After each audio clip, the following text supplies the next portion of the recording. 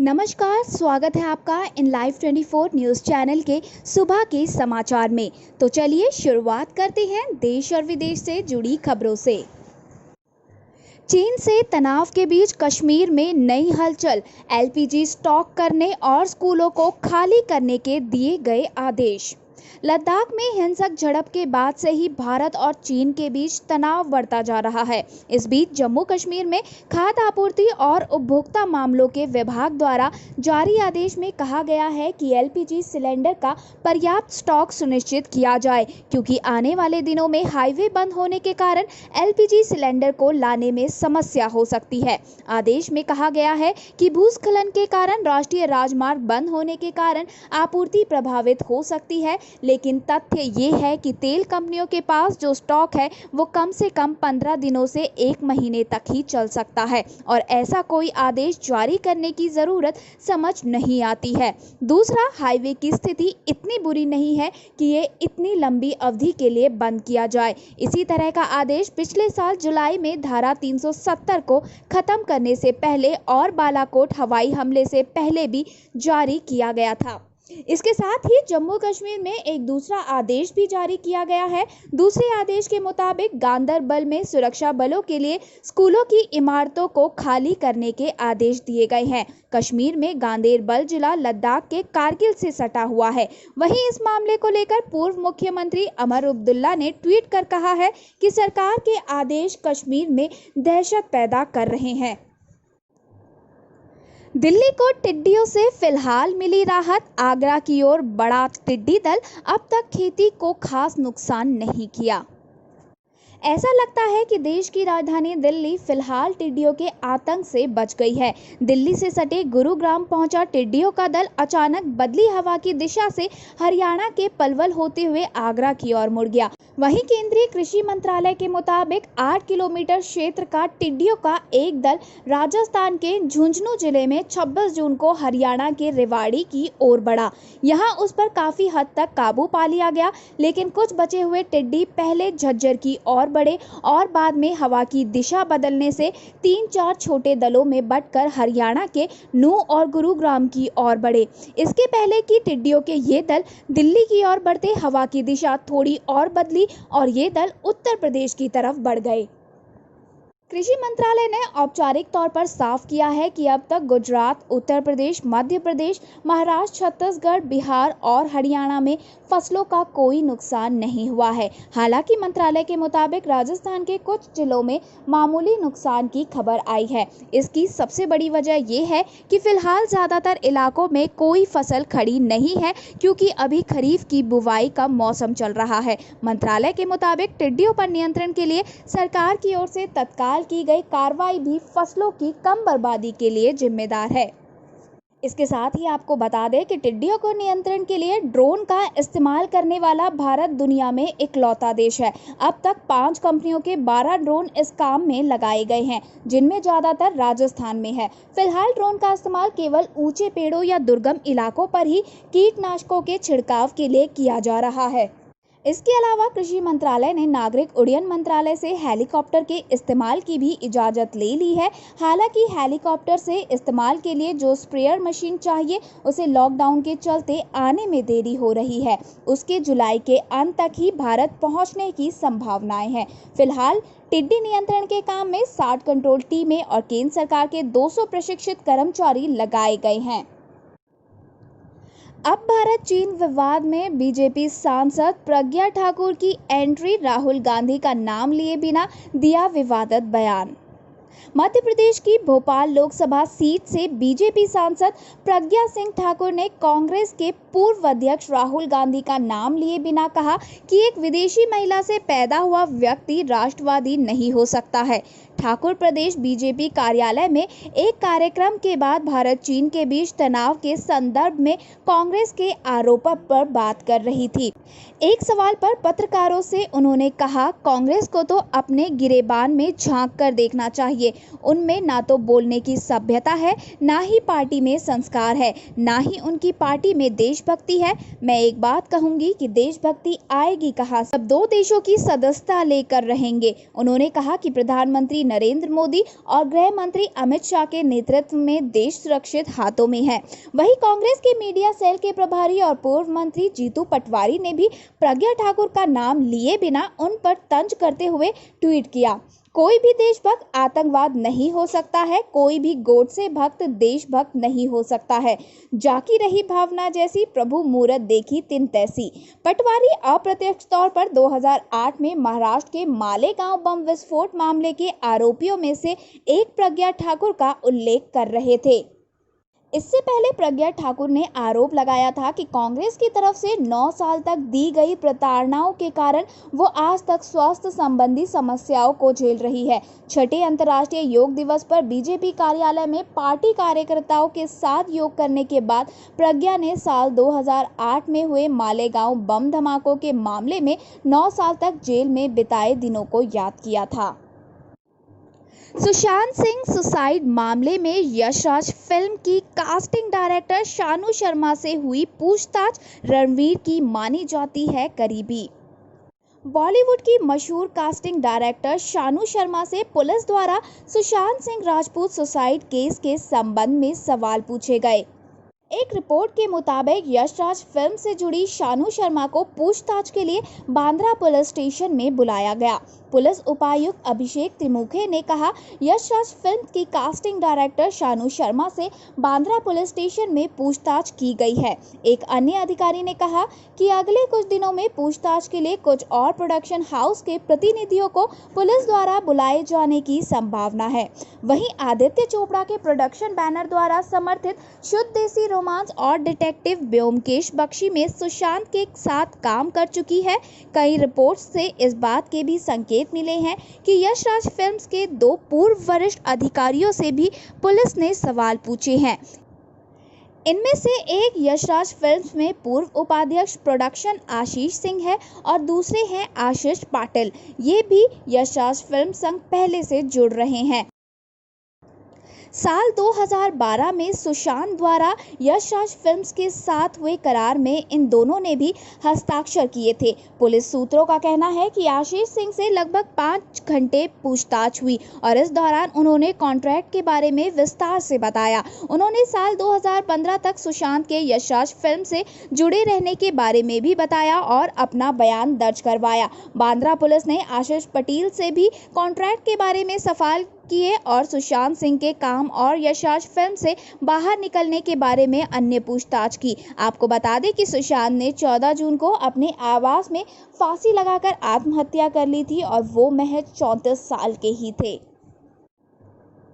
असम के 23 जिलों में घुस चुका है बाढ़ का पानी। अब तक 18 लोगों की मौत, करीब 9.3 लाख लोग हो चुके हैं अब तक प्रभावित। असम में बाढ़ की स्थिति रविवार को और ज़्यादा गंभीर हो गई, जिसमें 23 जिले में लगभग 9.3 लाख लोग प्रभावित हुए हैं। बाढ़ की वजह से 2 और लोगों की जानें चली गई। राज्य आपदा प्रबंधन प्राधिकरण यानी कि ASDMA ने ये जानकारी दी है। असम में ब्रह्मपुत्र समेत सहायक नदियां खतरे के निशान से ऊपर बह रही है। ASDMA की दैनिक बाढ़ रिपोर्ट के अनुसार बाढ़ के कारण धेमाजी जिले के जोनाई क्षेत्र में एक व्यक्ति की मौत हुई है, जबकि उदलगुरी जिले में एक अन्य व्यक्ति की मौत हुई है। 2 और मौतों के साथ इस साल बाढ़ के कारण जान गंवाने वाले लोगों की संख्या 18 हो चुकी है। ASDMA ने कहा कि धेमाजी, लखीमपुर, विश्वनाथ, उदलगिरी, दराग, नलबारी, बोरपेटा, बांगोई गांव, कोकराझार, धुबरी, दक्षिण सलमारा, गोलपाड़ा, कामरूप, मोरी गांव, होजाई, नौगांव, गोलाघाट, जोरहाट, माजुली, शिवसागर, डिब्रूगढ़, तिनसुकिया और पश्चिम कार्बी आंगलोग जिले में बाढ़ के कारण 9.26 लाख से अधिक लोग प्रभावित हुए हैं। राज्य में बारपेटा सबसे ज़्यादा प्रभावित जिले के तौर पर सामने आया है। यहाँ लगभग 1.35 लाख लोग बाढ़ से प्रभावित हुए हैं, जबकि धेमाजी और नलबाड़ी में भी लगभग 1 लाख लोगों को बाढ़ के कारण परेशानी का सामना करना पड़ा है। वहीं सरकार के मुताबिक अभी तक राज्य में 2071 गांव बाढ़ के कारण डूबे हुए हैं, जबकि 68,000 हेक्टेयर से ज़्यादा क्षेत्र में फैली फसल को नुकसान पहुंचा है। दिल्ली में अब कंटेनमेंट जोन की संख्या बढ़कर हुई 421। संक्रमितों की संख्या पहुंच चुकी है 83,000 के पार। दिल्ली में कोविड-19 के कंटेनमेंट जोन का दोबारा आकलन करने के बाद ऐसे क्षेत्रों की संख्या बढ़कर 421 हो गई है। इसके साथ ही राष्ट्रीय राजधानी में कोरोना वायरस को फैलने से रोकने की बड़ी कवायद के तहत अब तक करीब 2.45 लाख लोगों की जांच की जा चुकी है। राजधानी में संक्रमण के मामले 83,000 के पार पहुंच चुके हैं। अधिकारियों ने रविवार को बताया कि केंद्र के निर्देशों के बाद कंटेनमेंट जोन को लेकर समीक्षा की जा रही है। कुछ जिलों में समीक्षा का काम अभी पूरा नहीं हुआ और ऐसे क्षेत्रों की संख्या बढ़ सकती है। उन्होंने कहा कि दोबारा आकलन से पहले राजधानी में कंटेनमेंट जोन की संख्या 280 थी। सरकार द्वारा जारी कोविड-19 कंटेनमेंट जोन की एक सूची के अनुसार राष्ट्रीय राजधानी में इस तरह के क्षेत्रों की संख्या बढ़कर 421 हो गई है। उत्तरी दिल्ली में 59 ऐसे जोन हैं। इसके बाद दक्षिणी दिल्ली में 56, सेंट्रल दिल्ली में 40, शादरा में 38, पूर्वी दिल्ली में 33, दक्षिण पूर्वी दिल्ली में 32, उत्तर पश्चिम दिल्ली में 28, पश्चिमी दिल्ली में 25, नई दिल्ली में 21 और उत्तर पूर्वी दिल्ली में 9 कंटेनमेंट जोन अब तक बन चुके हैं। वहीं साथ ही अधिकारियों ने बताया कि दिल्ली में रविवार को कोरोना वायरस से 2,889 नए मामले सामने आए, जिसके साथ ही राष्ट्रीय राजधानी में कोविड-19 से प्रभावित लोगों की संख्या बढ़कर 83,000 के पार पहुंच गई। दिल्ली स्वास्थ्य विभाग के रविवार के बुलेटिन के मुताबिक पिछले 24 घंटे में कोरोना वायरस के कारण 65 लोगों की मौतें हुई है। इसके साथ ही दिल्ली में इस घातक वायरस से अब तक 2,623 लोग अपनी जान गंवा चुके हैं। इसी बीच दिल्ली के सरकारी LNJP अस्पताल के एक डॉक्टर की रविवार को कोविड-19 संक्रमण के कारण एक निजी अस्पताल के ICU में मौत हो गई। जिस डॉक्टर की सुबह मौत हुई वो एनेस्थीसिया के डॉक्टर थे। दिल्ली सरकार ने LNJP अस्पताल को केवल कोविड-19 मरीजों के इलाज वाले अस्पताल के रूप में तब्दील किया है।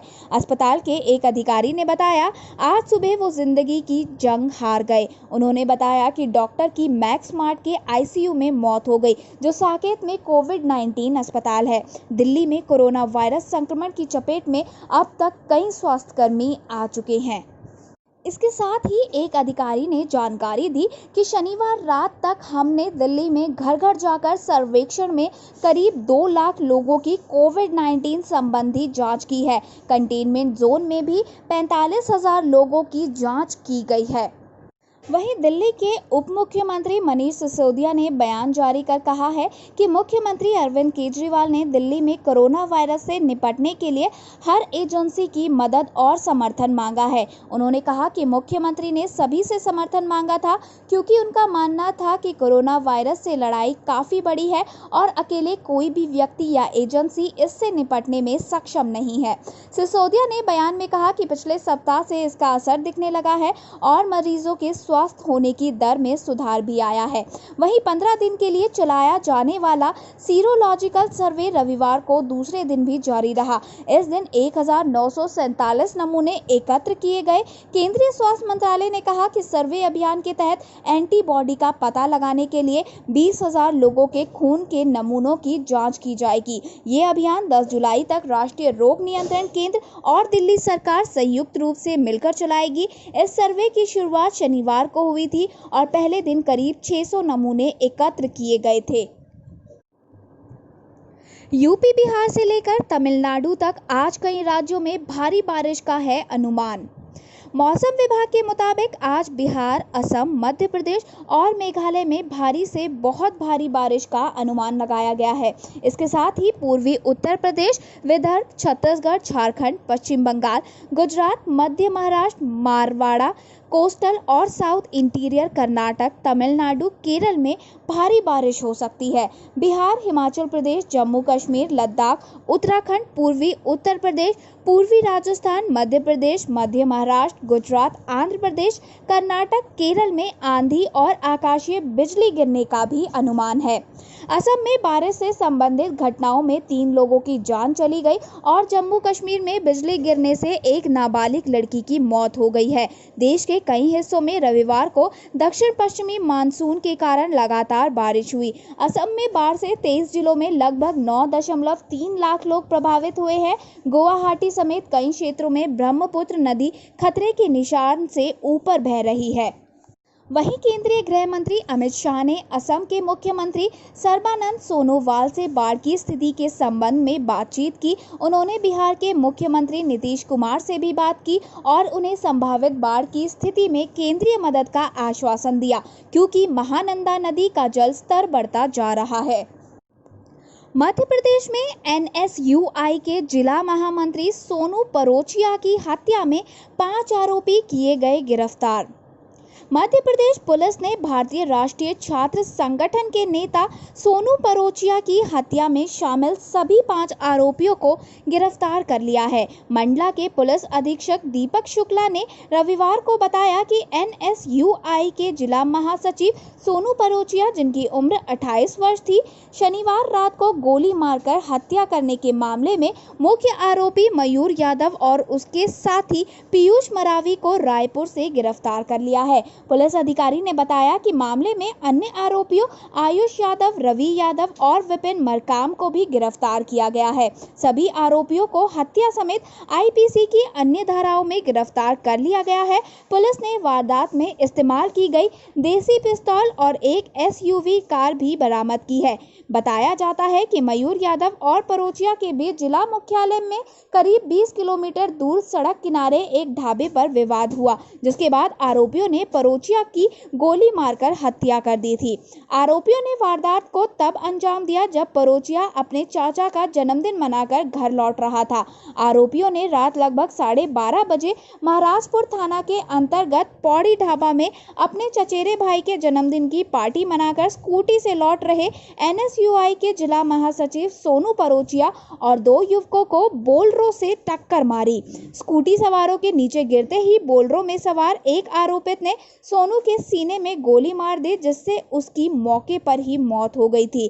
वारदात के बाद आरोपित जीप से फरार हो गए थे। घटना के बाद एनएसयूआई कांग्रेस कार्यकर्ताओं ने सड़क जाम करके प्रदर्शन किया था। कार्यकर्ताओं की मांग थी कि आरोपियों की जल्द गिरफ्तारी हो। कार्यकर्ताओं ने कहा था कि 48 घंटे के अंदर आरोपियों की गिरफ्तारी नहीं हुई तो उग्र आंदोलन किया जाएगा। भारत के लिए एक और चिंता का सबब बना नेपाल। सीमावर्ती गांव में तेजी से हो रहा नेपाली सिमों का प्रयोग। भारत के नेपाल और चीन से सटी सीमा पर सड़क पहुंचाने के साथ ही ढांचागत सुविधाओं का विकास भले ही तेज कर दिया हो, लेकिन संचार सुविधाओं की स्थिति में काफ़ी सुधार की गुंजाइश है। इस मामले में नेपाल बेहतर स्थिति में है। आलम यह है कि भारत के सीमावर्ती गांव में बीएसएनएल के सिग्नल कमजोर होने के कारण लोग नेपाल के सिम का ही इस्तेमाल कर रहे हैं। ये स्थिति उत्तराखंड के पिथौरागढ़ से लेकर उत्तर प्रदेश के महाराजगंज तक बनी हुई है। उत्तराखंड में नेपाल सीमा पर बीएसएनएल के टावर है। यहाँ पर टावर पहाड़ के ऊंचे स्थल पर लगे हैं, लेकिन सामने नेपाल होने के कारण इनकी क्षमता बहुत कम रखी गई है। भारतीय गांव घाटियों में है, जहां तक सिग्नल पहुंचते ही नहीं है। ऐसे में लोगों को मोबाइल पर बात करने के लिए गांव से दूर किसी ऊंचे स्थान की तलाश करनी पड़ती है। वहीं नेपाल की सरकारी संचार एजेंसी स्काई इनसेट के टावर के सिग्नल शक्तिशाली है। भारत में ये 40 किलोमीटर का दायरा कवर कर रहे हैं। यही वजह है कि पंचेश्वर से लेकर कालापानी तक सीमा पर स्थित गांव और कस्बों के ज्यादातर लोग नेपाल की सिम का इस्तेमाल कर रहे हैं। इन सिम की अवैध रूप से खरीद फरोख्त होती है। वहीं महाराजगंज में भी करीब 8 किलोमीटर के भारतीय इलाके में नेपाली नेटवर्क काम करता है। सीमा पर नेपाल की सरकारी संचार एजेंसी के अलावा वहां की 2 निजी कंपनियों नमस्ते और एनसेल ने भी टावर लगाए हैं। इन टावर की रेंज भी भारत में 15 से 16 किलोमीटर तक है। नेपाल की तीनों संचार कंपनियों के सिम भारत में अवैध रूप से मिलते हैं। नेपाल में संचार कंपनियों को सिम का टारगेट दिया जाता है और सीमावर्ती क्षेत्रों में मांग होने के कारण इन्हें आसानी से यहाँ ग्राहक मिल जाते हैं। सामान्यतः नेपाल के सिम भारत में 150 रुपए में मिलते हैं। इसके साथ ही उत्तराखंड में नेपाली सिम में सुबह 5 बजे 6 भारतीय रुपए का रिचार्ज कराने पर साय 5 बजे तक 100 मिनट बात कर सकते हैं। इंटरनेट के लिए 20 रुपए से अधिक के कूपन। वहीं महाराज इलाके में नेपाली नेटवर्क से नेपाली नंबर पर बात करने के लिए 10 सेकंड के महज 83 पैसे और भारतीय नंबर पर ISD कॉल के भी महज 3.72 नेपाली रुपए प्रति मिनट लगते हैं, जबकि भारतीय नेटवर्क से नेपाली नंबर पर बात करने के लिए प्रति मिनट 11 से 13 भारतीय रुपए देने पड़ते हैं। ऐसे में सोनौली, खनुआ, नौतनवा, बरगदवा, ठूठीबारी, झूलनीपुर, बहुआर, परसामलिक आदि इलाकों में नेपाली टेलीकॉम कंपनी के सिम कार्ड खूब इस्तेमाल होते हैं। भारत की दो टूक मुंबई आतंकी हमले के मास्टरमाइंड आतंकी साजिद मीर का प्रत्यर्पण करे पाक। भारत ने पाकिस्तान से वर्ष 2008 के मुंबई आतंकी हमले के मास्टरमाइंड साजिद मीर का प्रत्यर्पण करने को कहा है। अमेरिका एक सप्ताह पहले ही कह चुका है कि आतंकी साजिद मीर पाकिस्तान में खुला घूम रहा है। भारत एवं अमेरिका दोनों ने पाकिस्तान स्थित लश्कर-ए-तैयबा के आतंकी साजिद मीर को मुंबई हमले के लिए दोषी पाया है। इस हमले में 6 अमेरिकी समेत कुल 166 लोग मारे गए थे। आतंकियों का ये हमला 3 दिनों तक चला था, जिसमें उन्होंने होटलों, रेलवे स्टेशन व यहूदी केंद्र को निशाना बनाया था। अमेरिकी विदेश विभाग के वर्ष 2019 की आतंकवाद संबंधी रिपोर्ट में कहा गया है कि पाकिस्तान ने दिखावे के लिए आतंकी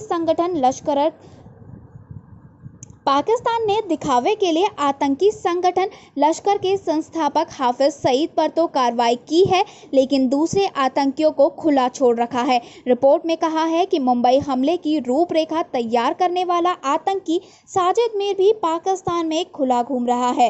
एक अधिकारी ने बताया कि भारत लगातार पाकिस्तान से आतंकी साजिद को सौंपने के लिए कह रहा है। हमने फिर एक बार पाकिस्तान से उसे सौंपने के लिए कहा है। इस मुद्दे पर पाकिस्तान के विदेश मंत्रालय से जुड़े किसी भी अधिकारी ने कोई प्रतिक्रिया नहीं दी। एक अन्य भारतीय अधिकारी ने कहा कि साजिद जैसे आतंकियों पर कार्रवाई नहीं किए जाने के कारण ही फाइनेंशियल एक्शन टास्क फोर्स ने पाकिस्तान को ग्रे लिस्ट में डाल रखा है। आर्मी के डॉक्टरों की कोरोना मरीजों के इलाज में ड्यूटी लगाए जाने के खिलाफ सुप्रीम कोर्ट में याचिका दाखिल की गई है। सेवानिवृत्त सैन्य अधिकारी मेजर ओंकार सिंह गुलेरिया ने सुप्रीम कोर्ट में ईमेल के जरिए याचिका दाखिल कर मांग की है कि आर्मी के डॉक्टरों और नर्सों को कोरोना मरीजों के इलाज की सिविल ड्यूटी में लगाए जाने से सरकार को रोका जाए। कहा गया है कि चीन के साथ मौजूदा सीमा तनाव को देखते हुए सेना के डॉक्टरों की जरूरत सेना के लिए ज्यादा है। गुलेरिया की याचिका में सेना के डॉक्टरों और नर्सों को कोरोना की सिविल ड्यूटी में लगाए जाने से रोकने के साथ ही कहा गया है कि कोर्ट सरकार को निर्देश दे कि वो कोरोना महामारी से निपटने के लिए सभी बेरोजगार डॉक्टरों और पैरामेडिकल स्टाफ को नियुक्त करे, ताकि मौजूदा और भविष्य की मेडिकल जरूरत पूरी हो सके। ये भी कहा गया है कि केंद्र सरकार को निर्देश दिया जाए कि वो मार्च 2020 से मई 2020 तक लद्दाख में चीन को घुसपैठ से रोकने में ITBP की नाकामी को रिकॉर्ड पर रखे। गुलेरिया का कहना है कि इस समय चीन के साथ सीमा पर तनाव है। हाल ही में देश ने लद्दाख में चीनी सेना के साथ झगड़े में अपने वीर 20 जवानों को खोया है और अन्य घायल हुए हैं।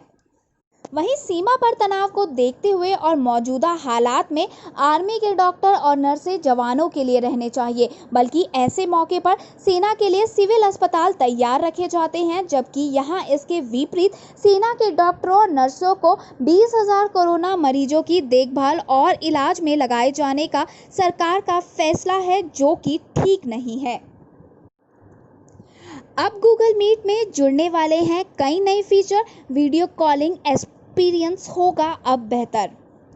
गूगल मीट में कई नए फीचर्स जुड़ने वाले हैं। इन फीचर्स के जरिए यूजर्स को वीडियो कॉलिंग का नया एक्सपीरियंस मिलने वाला है।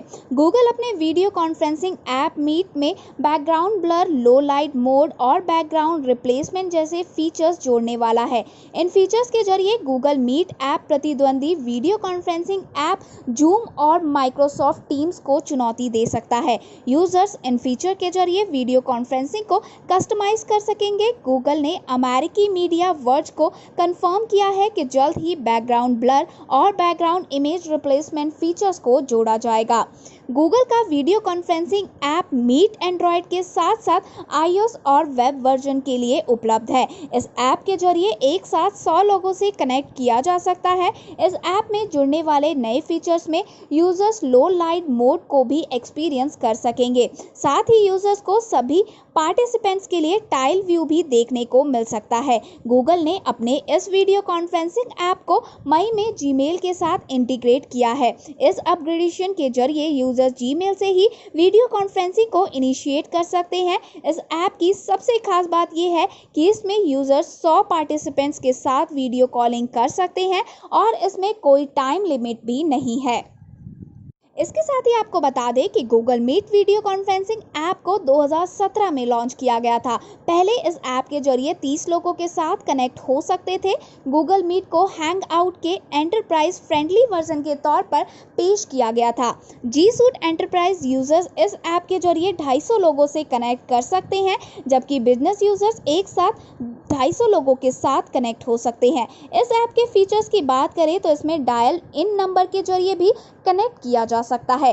कोविड-19 महामारी के दौरान ज़्यादातर यूजर्स वीडियो कॉन्फ्रेंसिंग ऐप के जरिए ऑफिशियल मीटिंग्स कर रहे हैं। साथ ही अपने दोस्तों और फैमिली मेंबर से कनेक्ट होने के लिए वीडियो कॉलिंग का ही सहारा ले रहे हैं। ऐसे में नई फीचर्स यूजर्स को बेहतर एक्सपीरियंस कराएंगे। विश्व शतरंज चैंपियनशिप 2021 तक हुई स्थगित। कार्लसन को खिताब का बचाव करने के लिए करना होगा इंतजार। विश्व चैंपियन मैग्नस कार्लसन को अपने खिताब का बचाव करने के लिए अगले साल तक इंतजार करना होगा, क्योंकि विश्व शतरंज की सर्वोच्च संस्था फीडे ने इस साल दिसंबर में होने वाली विश्व चैंपियनशिप को अगले साल तक स्थगित करने का फैसला किया है।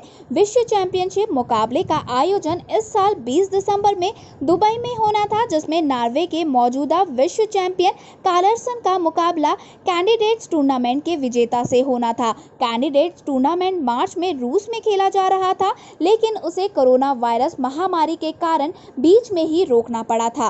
फिडे के महानिदेशक इमिल सुतोवस्की ने बताया कि कैंडिडेट्स टूर्नामेंट को इस साल के आखिर में करवाने की योजना है, लेकिन विश्व चैंपियनशिप को टाल दिया गया है। सुतोवस्की ने चेस 24 से कहा, हम इस समझौते पर पहुंचे हैं कि पूर्व निर्धारित कार्यक्रम के अनुसार इसका आयोजन इस साल कराना असंभव है। अभी हमारे पास 2 विकल्प है, अगले साल मार्च या फिर अक्टूबर में इसका आयोजन कराना। इस साल विश्व चैंपियनशिप का आयोजन दुबई एक्सपो के दौरान करने की योजना थी, लेकिन कुछ महीने पहले उसे 2021 तक स्थगित कर दिया गया था। नए कार्यक्रम के अनुसार दुबई एक्सपो का आयोजन 1 अक्टूबर 2021 से ही होगा। Justice for Jayaraj and Fenix एक सुर में बॉलीवुड ने की इंसाफ की मांग, घटना को बताया बेहद शर्मनाक।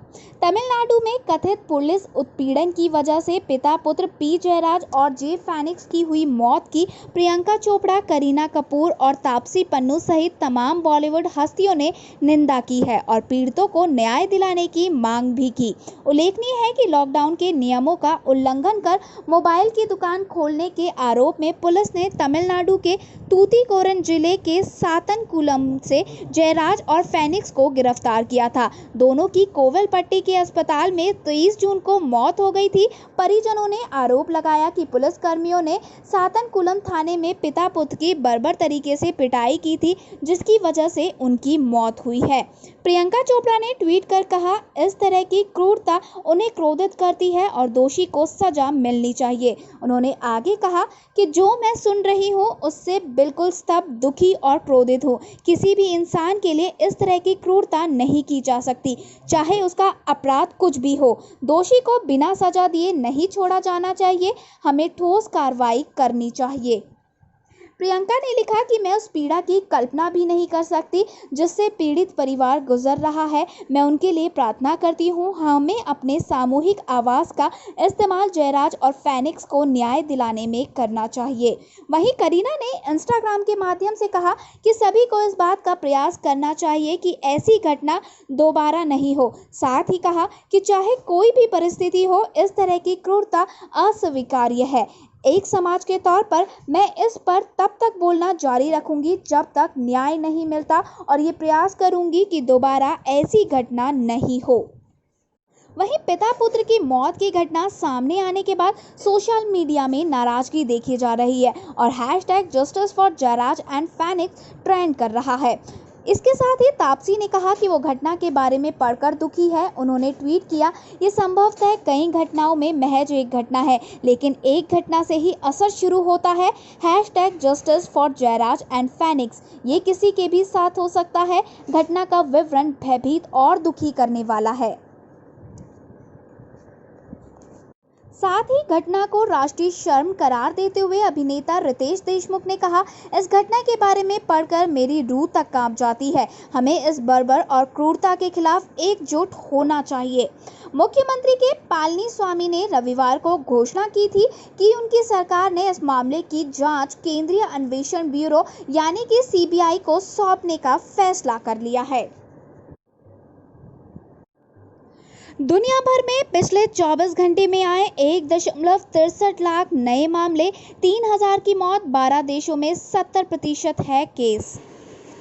दुनिया भर में जानलेवा कोरोना वायरस और घातक होता जा रहा है। चीन के वुहान शहर से शुरू हुए इस वायरस को पूरी दुनिया में 1 करोड़ से ज़्यादा लोगों को अपनी चपेट में ले रखा है। वर्ल्डोमीटर के मुताबिक अब तक पूरी दुनिया में कोरोना से 1 करोड़ 2 लाख लोग संक्रमित हुए हैं, जबकि मरने वालों की संख्या 5 लाख तक पहुंच चुकी है। हालांकि 55 लाख से ज़्यादा लोग ठीक भी हुए हैं और दुनिया के 70% कोरोना के मामले सिर्फ 12 देशों से आए हैं। इन देशों में कोरोना पीड़ितों की संख्या 72 लाख से भी अधिक है। अमेरिका अभी भी कोरोना से सबसे ज़्यादा प्रभावित देशों की सूची में सबसे ऊपर है। यहां अब तक 26 लाख लोग संक्रमण के शिकार हो चुके हैं, जबकि 1,28,000 से ज़्यादा लोगों की जान यहां जा चुकी है।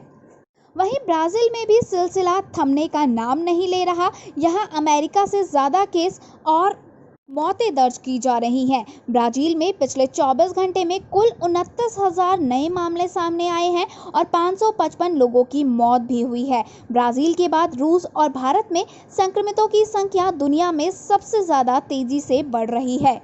तो चलिए अब आपको बताते हैं टॉप 5 देशों के नाम जहां पर केसेस लगातार बढ़ते जा रहे हैं। तो सबसे पहले बात करते हैं अमेरिका की। यहाँ पर केसेस हैं 26,37,039 और मौतें अब तक यहाँ हो चुकी हैं 1,28,437। दूसरे नंबर पे आता है ब्राज़ील। यहाँ पर केस हो चुके हैं 13,45,254 और मौतें अब तक हो चुकी है 57,658 लोगों की। तीसरे नंबर पे है रूस। यहाँ पर केसेस हैं 6,34,437 और अब तक 9,073 लोग अपनी जान गंवा चुके हैं। चौथे नंबर पे है भारत। यहाँ पर 5,49,157 केसेस हैं और मौतें 16,487 दर्ज की गई है। पाँचवें नंबर पे आता है यूके। यहाँ पर केसेस हैं 3,11,151 और मौतें अब तक हो चुकी है 43,550 लोगों की। कोरोना से तबाही पर चीन को दुख या शर्म नहीं हुआ गर्व। दुनिया में संक्रमितों और मृतकों की संख्या दिखा बोला, हम तो जीत गए। चीन से निकले कोरोना वायरस ने दुनिया भर में 1 करोड़ से अधिक लोगों को संक्रमित किया है, तो करीब 5 लाख लोगों की मौत अब तक हो चुकी है। वैसे तो चीन को इन आंकड़ों पर दुनिया से माफ़ी मांगनी चाहिए, शर्मिंदगी होनी चाहिए, कम से कम अफसोस तो जताया ही जा सकता है, लेकिन इसके ठीक उल्टा हो रहा है। वो तो खुद को विजेता घोषित करने में जुटा हुआ है। चीन सरकार के मुखपत्र ग्लोबल टाइम्स ने कुल संक्रमितों, मृतकों और दुनिया के 10 सबसे प्रभावित देशों के आंकड़े को पेश करते हुए खुद को विजेता घोषित किया है। अमेरिकी रोग नियंत्रण विभाग ने कहा है कि अमेरिका में जितने केस आए हैं उससे 10 गुना अधिक लोग संक्रमित हो सकते हैं। यदि इस आंकड़े से अनुमान लगाए तो दुनिया में 10 करोड़ लोग संक्रमित हो सकते हैं। कोरोना वायरस की जानकारी दुनिया को देने में जानबूझकर देरी करने का आरोप झेल रहा चीन अपने आंकड़े तो दुनिया से छिपाता रहा है, लेकिन दूसरे देशों में संक्रमितों और मृतकों जितने बढ़ रही है, चीन खुद को उतना बड़ा विजेता समझ रहा है। चीन का ये रुख भले ही आपको हैरान कर रहा हो, लेकिन ग्लोबल टाइम्स संपादकीय में इन बातों को बहुत ही सहजता के साथ लिखा गया है। संकोच का कोई भाव नहीं है। धन्यवाद। आगे की और बड़ी खबरों के लिए बने रहिए हमारे साथ इन लाइव 24 न्यूज़ चैनल में। और अगर आपको हमारी ये वीडियो पसंद आई हो तो प्लीज़ लाइक और दोस्तों के साथ ज़रूर शेयर करें और जाने से पहले हमारे चैनल को सब्सक्राइब ज़रूर करें।